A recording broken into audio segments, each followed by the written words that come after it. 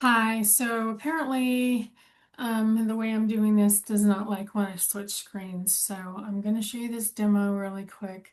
As we were talking about the brain dumping, I'm just going to follow up. It was this much from being done. So here's what I'm going to show you. Let me make sure it's letting me show you that. Okay, yes, it is. All right. So here's this.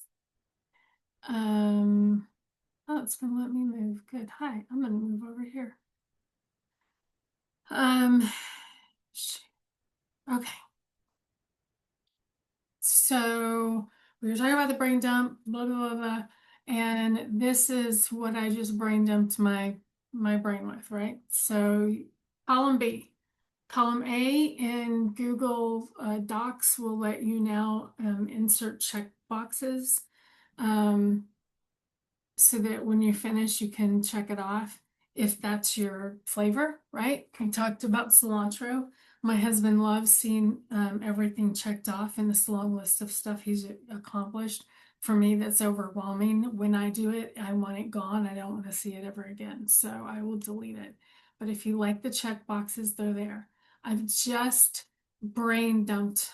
Okay. And so obviously, this is for educational purposes only, and this is really not everything going on in my brain.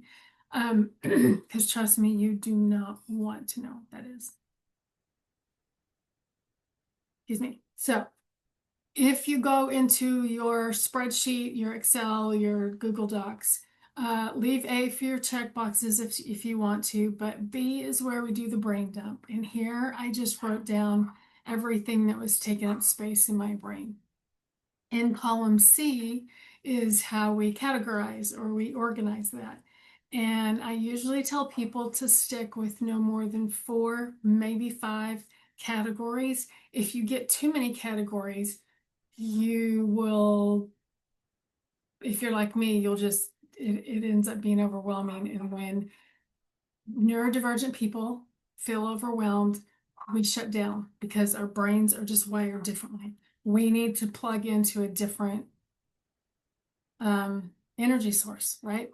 So, but because I'm teaching from one spectrum to the other, I have to teach it all. So, um, I'm now going to organize everything into categories. So, and I'm going to do that in all caps because my pinky is all bandaged up today. Um, and I'm not really a fan of my hair either. And this is, hi, welcome to my brain, ADHD brain. Here we go. Now we're going to do this. Turning that report category is work. Talk to the doctor. It's an appointment. My siblings not caring about me is therapy. Putting the concert in the family calendar is office. Posting on IG is downtime. Plan my Friday night date, downtime. Mommy issues, therapy. Um, I'm kidding in most of these. These are all just for educational, instructional purposes only. Let's see. Mike's skill check. Okay, so my youngest son is autistic, and every quarter he has to do something new or we have to work on a new skill. And so I need to make sure that that is a to-do. Getting milk is an errand. Getting gas is an errand. Oh, I really want to make this anklet thing, and I'm not crafty, but that's downtime. Drop the package off at UPS is errand. Doctor, my head keeps filling with water sometimes. I need to go check the mail as a chore. Email is office. Change the dog's pad as a chore. And call Keanu Reeves is downtime. Okay, again, for educational purposes, instructional purposes only, I'm really not going to call Keanu Reeves. Would I love to sit down and have a cup of tea with him? Sure. But I'm really not going to stalk him. Okay. So we've dumped in B. We've sat on that feeling. We've calmed down. We've now categorized it. so that everything's in like with like, right? And then D is prioritize or the do or the do. When's it due? When's it due? The way that I like to do this is ABC. A meaning it absolutely has to be done as soon as possible. B meaning it needs to be done in the next 2 or 3 days. And C means it needs to be done next week. If there are things on your list that do not have a due date, don't worry. Let them keep falling to the bottom of the list. If they are not a priority, they're going to fall to the bottom of the list, and then we're going to talk about how to bring those up. So if I just keep with the ABC, I have to turn in that work report today. My doctor is next week. Therapy is next week. My office, I can do that today. I do need some downtime, so that's today. Plan Friday night date. I need to do that in the next couple of days. What does it say? Therapy, that's next week. Michael's skill check is C. Let's see. Aaron, get milk tomorrow. Get gas while I'm out tomorrow. Finish making the anklet crap. Okay, that can be a C. That can keep falling. See, I'm not even going to put a C on that because that has no due date. That's not anything that absolutely has to be done. Um, Drop package off. B, appointment is B. I can check mail today. Oops. Hi, check the mail today. Check emails today. Change the dog's pad today. And then at some point I'll call Keanu Reeves. Okay. Here's the thing that I wanted to say about that, and then I just kind of forgot some of it, is if it doesn't have a category and it falls down, it doesn't mean it's not going to get done. It just helps you take all of this, right? We talked about that, and put it in front of our face so that we can manipulate it, control it. For most people, these three categories, these three right here are going to be all that you need. The other two I will talk about in a second. So the way that we do this in a way where we can be productive is you're going to highlight all of that you see highlighted. I'm going to go into data because I'm in a Google Docs. This is a little different for Excel. But if you're using Excel spreadsheets, because you're probably familiar with it. So I'm going to go to column C and organize that. And then what that does is it puts everything in like with like category. So if all of your errands are together, get milk, get gas, drop the package off, you can do that all in one outing, right? You don't have to get up every day and go get milk, and then the next day go do this, and the next day go do that. If you're out and about and you're already going to do it, just make it all, put it all together, and then you get it done. But here's how we know what order where we want to get it done is go back into data, and this time we're going to do D. And then this gives us everything that absolutely has to be done today or tomorrow, by tomorrow. It still keeps the categories: what's a chore, what's downtime, what's office, what's work. Okay. Now, if you're a neurodivergent and you need it even further, I'm just going to show this. Like I said before, this is a taco bar. You take what I'm giving, and if you like it, awesome. And if you don't, fine. I'm just sharing because I have to. So focusing on the A's, we are now going to QML. For me, my Q is quick. It means it's going to be 5 minutes or less. My M is medium. That's going to be about 15 minutes or less. And long is going to be anything around 30 minutes more or less. So checking the mail is quick. Change the dog's pad is kind of a medium thing. Post an IG, that could be long because you know the rabbit holes. Put the concert in the calendar as a quick thing. Check email, that's going to be a medium thing. And turn in the work report will be a long thing. So then we go back and we highlight all of those and data, advanced E. Excuse me. What I meant to say was data, advanced E backwards. Okay. Now, if you want to, if you're having a really hard time getting started with something, then you say checking mail, that's easy. Okay. Putting the family calendar, that's easy. Changing the dog's pad is hard. Checking emails, kind of hard. Posting on IG is easy. And turning that report is hard. Okay. So, what happens within this stuff is if you start with your quick items, especially those that are quick and easy, you go check the mail, you put the concert in the family calendar, right? You get those things done. That's going to create some momentum. And like I said, this is a process, this isn't a project. But the more that you practice this, the easier and easier it's going to get.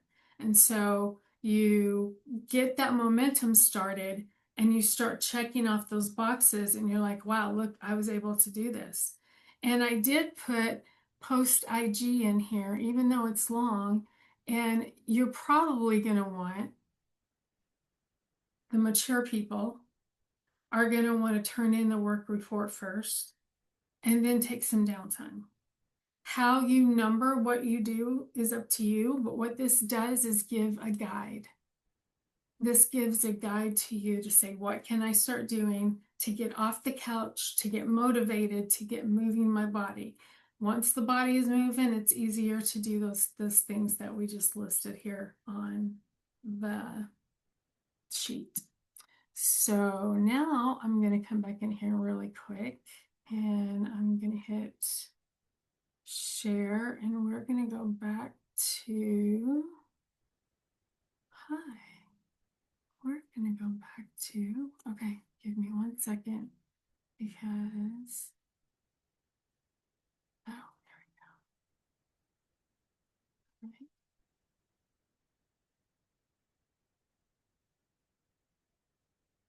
I think we're still there. Okay, we're going to try this. So the demo, we just talked about that. You can review this as many times as you need. So we did some fact finding, we did some planning, we broke things down into doable chewables. If you can juggle 3 balls and hula hoop, congratulations. If you can't even juggle like me, that's fine. It's the process is about the process and it becoming a habit and it rewiring the brain, getting it out of here in front of our face so that we can manipulate it, we can work it, we can be in control of it, right? So here's some D's that are important. Please know what you absolutely need to do. What things can be delayed? We did that when we did the ABC. The C things are going to get done, they're just not at the expense of getting your A's and B's done first. Really, really look and see what things you need to delegate. As my health is declining, a lot of the house cleaning is being delegated to my boys. And that's been really hard for me. So some of these D's are going to be really hard for you, especially if you're like me, your firstborn type A, get it done, do. I said do for the little kids listening. Whoops. Okay, so know what you need to do, what can be delayed, what you can delegate, what even can be divided up in a doable, chewable. Let's say that you've got that report and you need to do 5 or 6 other things. So again, just figure out a way that you can break that down into doable, chewables so that that can be finished. And then what you can delete. And honestly, as I sit here at the end, my terminal I have terminal illness, not terminal as of yet. I'm 4 points away on my GFR, for those of you who know that is for kidney. And I will be going into stage 5, and I'm not going to be doing dialysis. And so, hi, this is where I decide to just dump it. Um, and so, as I've gotten to less and less energy, and as I've gotten less and less brain power, I've just had to delete some stuff. I'm not going to write that book. I'm not going to stalk Keanu Reeves. I'm not going to, whatever. And so these are really important D's that you have to have. Now, growing up, my mom had a pot that looked like this. Today we call them Instapots, but they're pots that cook with pressure, and there's a valve, and the valve has to be released, right? Because that steam builds up. And if that steam builds up, I couldn't find a blow up. I just found that one. It's gonna explode. Why do we think Instapots are any different than our brains? We put stuff in, we turn stuff on, and then we sometimes can just cook under pressure. And Billy Joel, Under Pressure. And there's a song for everything, so sorry if I do that a lot. Um, don't let the pressure build up. The reason for the brain dump is to make space. When I was training the therapist on this activity and got back the reports that I did, which was very positive, what that does is then it takes out all of your to-dos, all of the change the cat litter and check the mail and emails and write the report from work. And it takes all of that and it organizes it, it puts it in a place where you can keep it, and then it begins to make some brain space for those things that really mean the most, or those things that you really, really need to discuss with your therapist, right? It's going to leave space for some of that to come up. And if you're always busy and you're doing this and you're running from one thing to another, you're not going to be able to get to the heart of who you are as a person. And I know this because I've worked for 40 years in therapy and I've done this. And it is more freeing, it is less pressurized, and it leaves me time to take a minute to look at this beautiful blue sky I have today with the green trees and a little bit of white clouds. It's just like a perfect sky outside today. Would I be looking at that if my head was in my phone all day? If I was at my keyboard all day looking down? No, what this has done is it leaves me space to look up and appreciate what really, really matters in life. And most of what is on our to-do list, most of what's taking space in our brain, is just not important. It's not. We make it so, but it's not. And it should never be at the expense of what's really important, which is our relationships with ourselves and with others.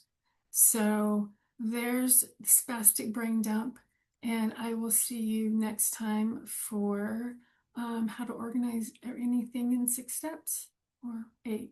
But anyway, so I hope to see you again. I'm not going to see you, but you're going to see me. Hope you come back. Hope you enjoy these, and I will talk to you later. And now it's going to get weird because I'm going to exit screen and open this and then hit stop recording. Okay. Have a great day.